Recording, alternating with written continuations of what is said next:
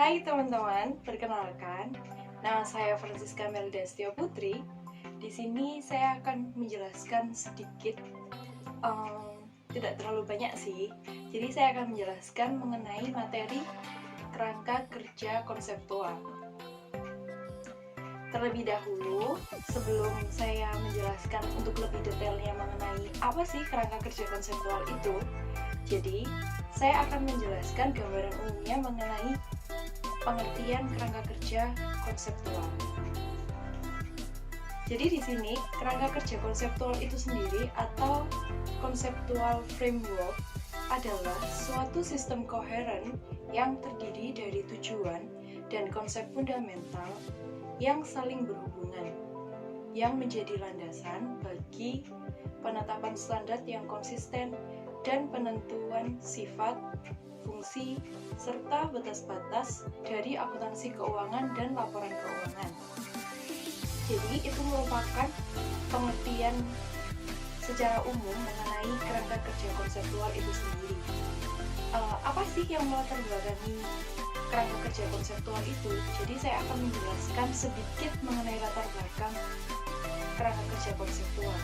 Jadi yang melatar belakangi kerangka kerja konseptual itu sendiri, kerangka kerja konseptual memberikan adaptasi sistematik dalam standar akuntansi bagi lingkungan bisnis yang terus berubah. FASB menggunakan kerangka kerja konseptual untuk membekali perkembangan standar akuntansi yang baru secara terorganisasi dan konsisten. Di samping itu, mempelajari kerangka kerja konseptual FASB akan memudahkan seseorang untuk mengerti dan mengantisipasi standar masa depan.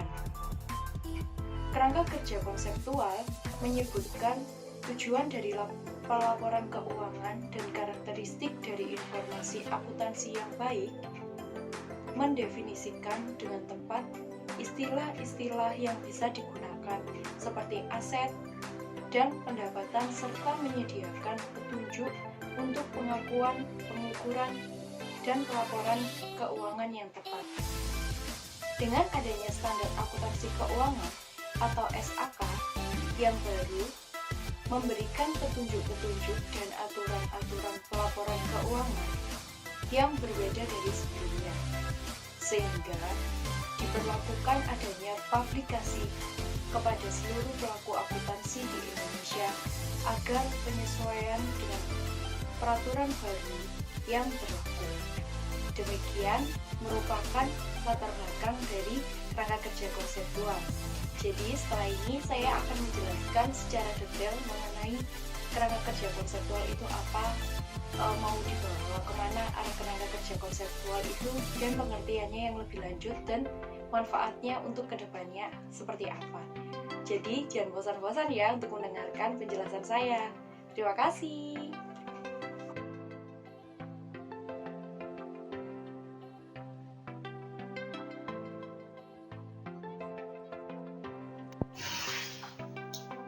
Oke, di sini saya akan mulai menjelaskan mengenai kerangka kerja konseptual. Jadi yang pertama, apa sih kerangka kerja konseptual itu?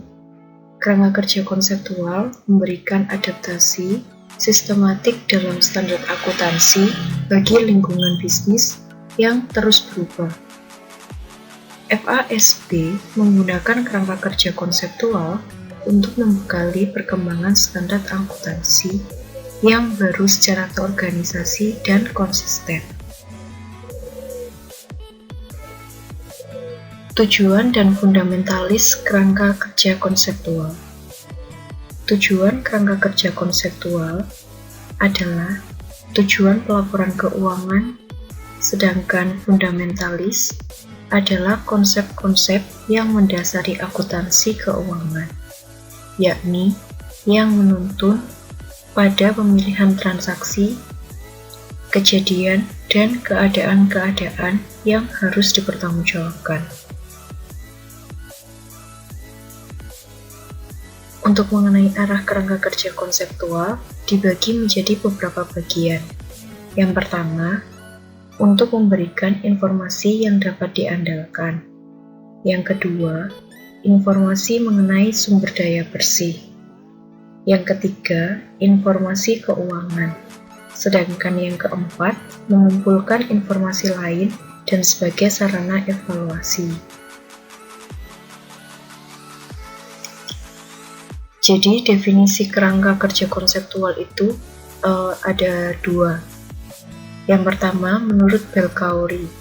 Menurut Belkauri, kerangka konseptual diartikan sebagai teori akuntansi yang terstruktur. Sedangkan secara umum, kerangka konseptual merupakan suatu bentuk kerangka berpikir yang dapat digunakan sebagai pendekatan dalam pemecahan masalah. Di sini terdapat beberapa tahapan penyusunan kerangka konseptual. Yang pertama, pengumpulan informasi dan kebutuhan. Jadi pengumpulan informasi dan kebutuhan di sini yang dimaksudkan itu, penelitian ini diawali dengan pengumpulan informasi seputar restoran. Pengumpulan informasi ini dilakukan dengan melakukan survei dan juga wawancara ke beberapa restoran dan fast food.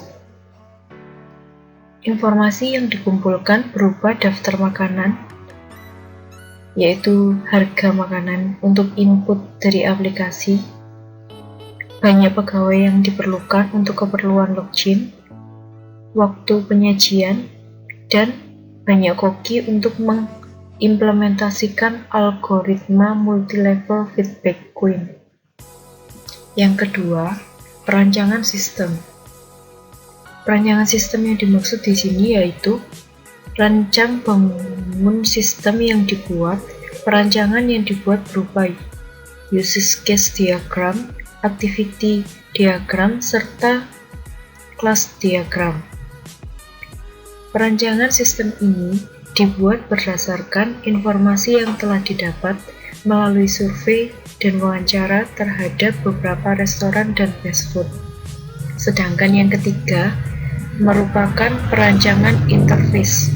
Jadi yang dimaksudkan perancangan interface atau antarmuka merupakan rancangan dasar aplikasi yang akan dibuat. Sedangkan yang keempat, pembuatan aplikasi. Yang dimaksudkan pembuatan aplikasi di sini, aplikasi yang akan dibuat dengan menggunakan PHP serta JavaScript jQuery mobile. Aplikasi dibuat dalam dua bentuk, yaitu aplikasi untuk pemesanan makanan serta aplikasi untuk server. Aplikasi yang dibuat menggunakan implementasi dari algoritma multi-level feedback queue. Sedangkan yang kelima, uji coba aplikasi. Jadi uji coba aplikasi di sini, aplikasi yang telah dibuat akan diuji coba di restoran untuk menemukan bug atau error-error pada penggunaan aplikasi. Sedangkan yang keenam yaitu implementasi. Yang dimaksudkan implementasi di sini, aplikasi yang telah dibuat akan diuji coba, akan diimplementasikan pada restoran.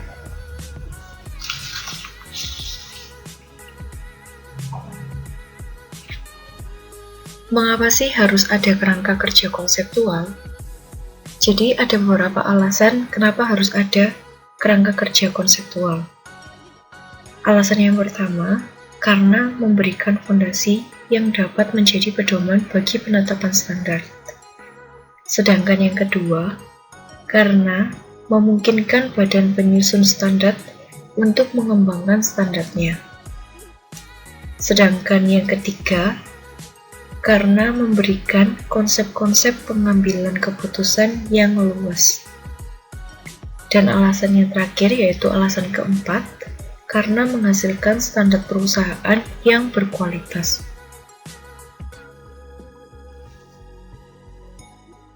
Di sini terdapat beberapa syarat kerangka konseptual yang baik. Yang pertama, harus akurat. Yang kedua, bersifat adil dan setara. Yang ketiga, berdasarkan kebenaran dan sesuai fakta. Di sini saya telah menyantumkan level tingkatan dari kerangka konseptual yang terdiri dari level pertama, level kedua, dan level ketiga. Di sini saya akan menjelaskan terlebih dahulu untuk setiap levelnya. Saya akan mulai menjelaskan dari level yang pertama. Level pertama ini terdiri dari tujuan. Jadi tujuannya yang pertama itu berguna dalam keputusan investasi dan kredit. Yang kedua, berguna dalam menilai arus kas masa depan. Yang ketiga, info sumber daya, klaim terhadapnya, dan perubahannya. Sedangkan pada tingkatan level kedua, terdiri dari karakteristik kualitatif dan unsur-unsur. Di sini saya akan menyebutkan beberapa karakteristik kualitatif. Yang pertama, relevansi, reliabilitas, komparabilitas, konsistensi, dan yang terakhir dapat dipahami. Sedangkan untuk unsur-unsurnya terdiri dari beberapa, yaitu aktiva, kewajiban, dan ekuitas. Investasi oleh pemilik, distribusi kepada pemilik, laba komprehensif, pendapatan dan beban, keuntungan dan kerugian. Sedangkan pada level ketiga, itu dibagi menjadi 3 bagian, yaitu asumsi, prinsip, dan kendala. Pertama, saya akan menyebutkan beberapa asumsi. Asumsi ini sendiri itu terdiri dari entitas ekonomi, kelangsungan hidup, unit moneter, dan yang terakhir, periodisitas. Sedangkan untuk prinsip sendiri, terdiri dari yang pertama, biaya historis, yang kedua, pengakuan pendapatan, yang ketiga, penandingan, yang keempat, pengungkapan penuh. Sedangkan untuk kendalanya dibagi menjadi beberapa bagian, yaitu yang pertama, biaya manfaat, yang kedua, materialitas, yang ketiga, praktek industri, yang keempat, konservatisme. Di sini saya akan menjelaskan untuk gambaran garis besarnya atau gambaran umumnya mengenai level pertama. Jadi, level pertama di sini itu menjelaskan tentang laporan keuangan dan dimensi laporan keuangan atau financial reporting yang memiliki cakupan yang berbeda dengan laporan keuangan atau financial statement. Sedangkan untuk level kedua, gambaran umumnya itu menjelaskan mengenai terdiri dari konseptual building block yang menjelaskan karakteristik kualitatif informasi keuangan dan mendefinisikan elemen laporan keuangan. Sedangkan untuk level ketiga memiliki gambaran umum menjelaskan mengenai pedoman kooperasional yang digunakan dalam mengukur dan mengakui elemen laporan keuangan serta menyajikan informasi keuangan. Di sini saya akan menjelaskan karakteristik kualitatif dari informasi yang terdiri dari beberapa bagian. Yang pertama, itu relevan. Yang kedua, keandalan. Yang ketiga, pertimbangan. Yang keempat, materialistis. Yang kelima, daya banding. Yang keenam, konsentrasi.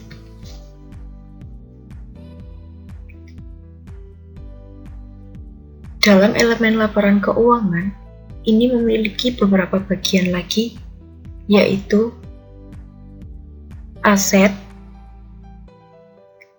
liabilitas, ekuitas, investasi oleh pemilik,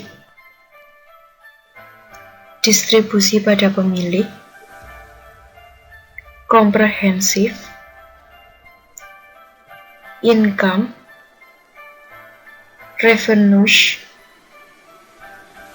expenses,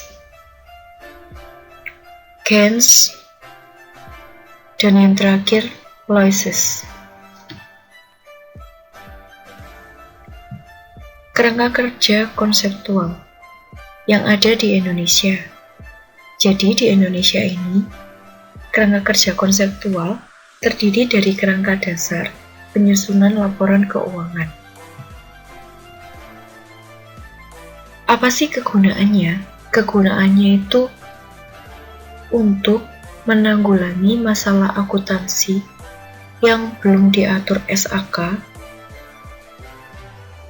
Yang kedua, memberikan pendapat tentang laporan keuangan dengan prinsip akuntansi. Sedangkan yang ketiga, menafsirkan informasi yang disajikan dalam laporan keuangan sesuai dengan SAK.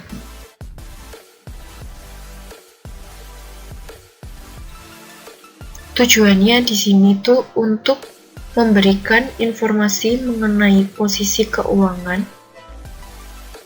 kinerja keuangan, dan arus kas entitas yang bermanfaat bagi sebagian besar kalangan pengguna laporan keuangan dalam pembuatan keputusan ekonomi.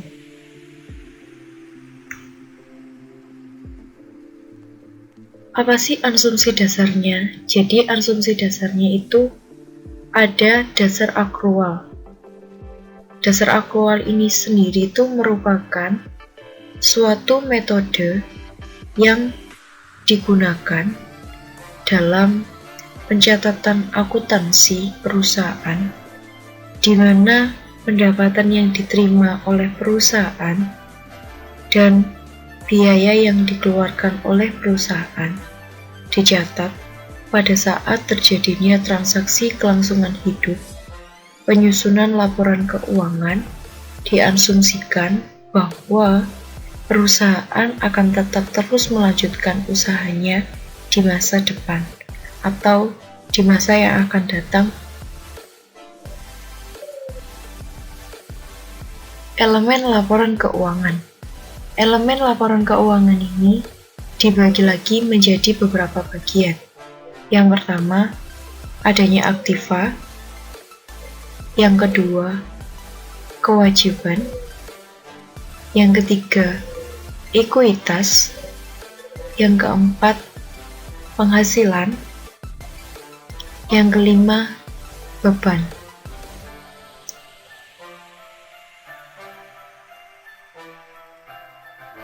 Adanya pengakuan dan pengukuran.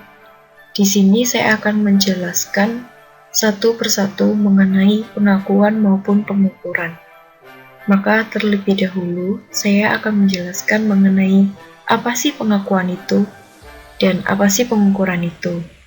Jadi pengakuan itu sendiri adalah pos yang memenuhi definisi elemen laporan keuangan serta kriteria pengakuan yang dilakukan dengan menyatakan pos tersebut baik dalam kata maupun dalam jumlah rupiah tertentu dan mencantumkannya dalam neraca atau laporan laba rugi.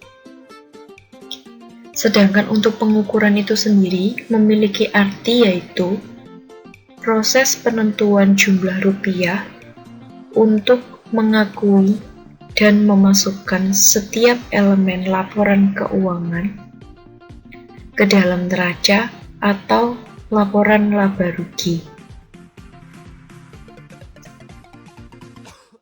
Di sini terdapat beberapa dasar pengukuran, yaitu yang pertama, biaya terkini.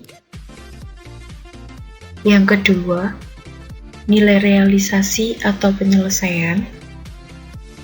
Yang ketiga, nilai sekarang. Di sini saya akan menjelaskan mengenai biaya historis. Jadi, biaya historis itu sendiri yaitu aset dicatat sebagai pengeluaran kas yang dibayar atau sebesar nilai wajar dari imbalan yang diberikan untuk memperoleh aset pada saat perolehan.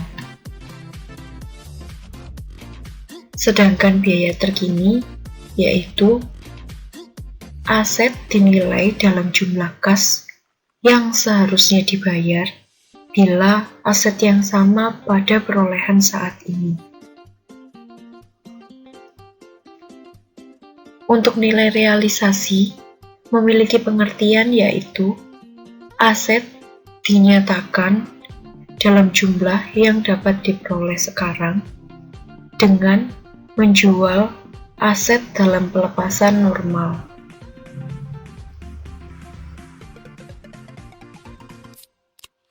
Nilai sekarang ini sendiri memiliki pengertian yaitu aset dinyatakan sebesar arus kas masuk bersih di masa depan yang didiskontokan ke nilai sekarang dari pos yang diharapkan dapat memberikan hasil dalam pelaksanaan usaha normal.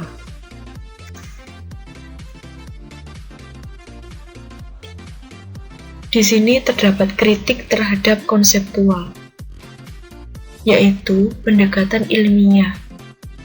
Akuntansi yang muncul dari pendekatan harus mampu membenarkan validasi observasi atau preskripsi akuntansi berdasarkan logika dan bukti empiris.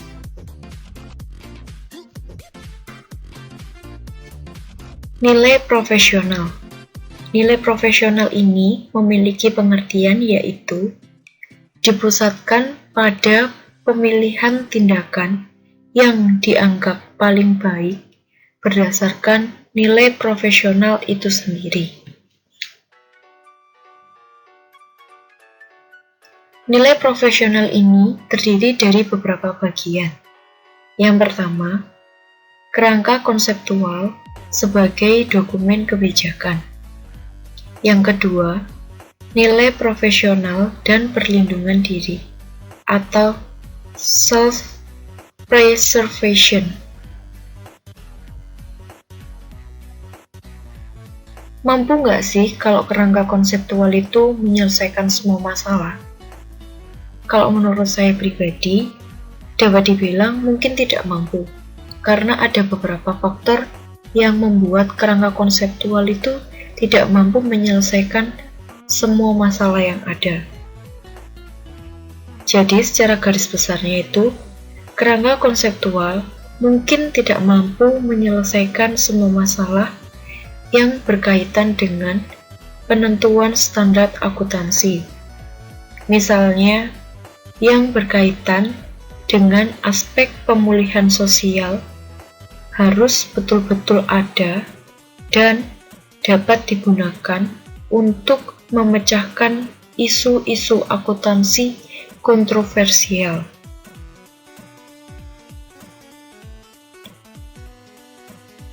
Di sini ada dua tokoh yaitu Dobux dan Sanders. Jadi menurut kedua tokoh ini, mereka itu memiliki asumsi atau kesimpulan yang menyimpulkan bahwa tidak ada kerangka konseptual yang mampu mengatasi masalah-masalah yang timbul dalam praktek, terutama yang berkaitan dengan masalah reliabilitas atau keandalan. Isu lain yang berkaitan dengan kerangka konseptual yaitu yang pertama, kerangka konseptual dianggap sebagai bentuk konstitusi yang memiliki kekuatan hukum. Yang kedua, muncul mitos yaitu kerangka konseptual mampu memecahkan semua masalah yang muncul dalam praktek. Yang ketiga, kerangka konseptual tidak dapat memberi jawaban atas semua pertanyaan yang timbul, hanya memberi arah dalam penentu standar, mengurangi pengaruh bias pribadi, dan tekanan politik dalam membuat pertimbangan akuntansi. Namun kenyataannya gimana sih? Jadi kenyataannya itu, kerangka konseptual hanya merupakan dokumen bersifat politis, tidak memiliki otoritas untuk memecahkan semua masalah yang timbul, tidak melengkapi praktek akuntansi, dan bukan blueprint untuk masa depan. Kerangka konseptual menurut IFRS. Jadi, karakteristik kualitatif informasi dibedakan menjadi dua. Yang pertama, fundamental kualitatif karakteristik yang berfokus pada deficient usefulness atau kemampuan untuk berdaya guna dalam pengambilan keputusan. Sedangkan yang kedua, constraint of qualitative karakteristik atau dapat dibilang efektivitas biaya menjadi halangan dalam memilih akuntansi. Informasi keuangan berdaya guna jika yang pertama, jika relevance dalam kaitannya dengan pelaporan keuangan adalah informasi harus memiliki nilai prediksi atau predictive value dan nilai konfirmatori. Yang kedua, informasi keuangan berdaya guna jika faithful representation berarti adanya kesesuaian antara ukuran atau deskripsi dan fenomena yang akan disajikan atau repression. Fundamental kualitatif karakteristik. Item yang dapat menikmati karakteristik kualitatif ini dibedakan menjadi beberapa bagian. Yang pertama, comparability. Yang kedua, verifiability. Yang ketiga, timeliness. Yang keempat, understandability. Ini merupakan bagian yang paling penting dalam arti dapat kita ingat, yaitu manfaat memperoleh informasi keuangan dengan karakteristik kualitatif. Maksud saya, karakteristik kualitas yang tinggi harus lebih besar dari biaya penyediaan informasi. Harus dilihat dari benefit cost ratio dan hambatan lain yaitu masalah materialitas. Elemen laporan keuangan menurut IFRS dibagi menjadi beberapa bagian. Yang pertama, aset. Yang kedua, hutang. Yang ketiga, ekuitas. Sedangkan yang keempat atau yang terakhir, pendapatan. Pengakuan elemen laporan keuangan.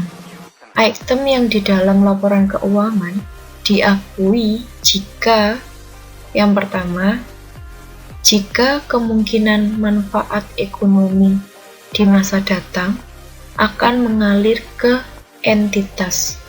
Sedangkan yang kedua, jika sumber daya dapat diukur secara handal.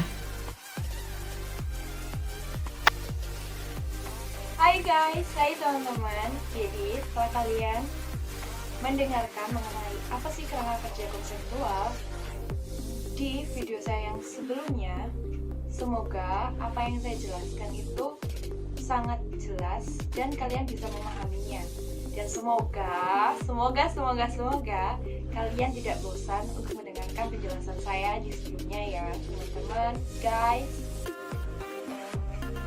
Demikian penjelasan dari saya. Mohon maaf jika ada salah kata, baik yang disengaja maupun yang tidak disengaja. Semoga apa yang saya jelaskan itu sedikit membuat kalian mengerti mengenai apa sih kerangka kerja konseptual itu, dan semoga bermanfaat. Saya Francisca Meldastia Putri, mohon pamit dan semoga bermanfaat. Sampai jumpa guys. Terima kasih. Semoga kita bertemu lagi di video selanjutnya. Thanks guys.